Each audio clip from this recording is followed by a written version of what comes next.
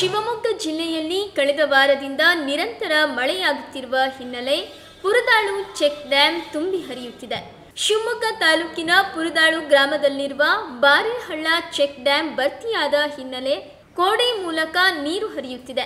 ಸುಮಾರು 2000ಕ್ಕೂ ಅಧಿಕ ಎಕರೆ ಜಮೀನಿಗೆ ನೀರಾವರಿ ಒದಗಿಸುವ ಡ್ಯಾಂ ಇದಾಗಿದೆ. ಪುರದಾಳು, ಅನುಪಿನಕಟ್ಟೆ, ಶಾಂತಿಪುರ, ಹನುಮಂತಾಪುರ ಸೇರಿದಂತೆ ಹಲವು ಗ್ರಾಮಗಳಿಗೆ ಈ ಡ್ಯಾಂ ಅನುಕೂಲಕರವಾಗಿದೆ.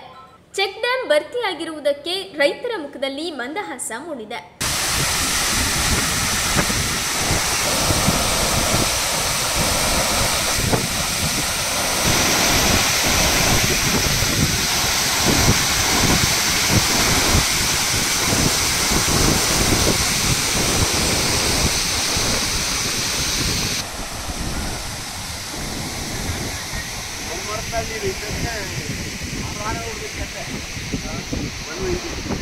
Marta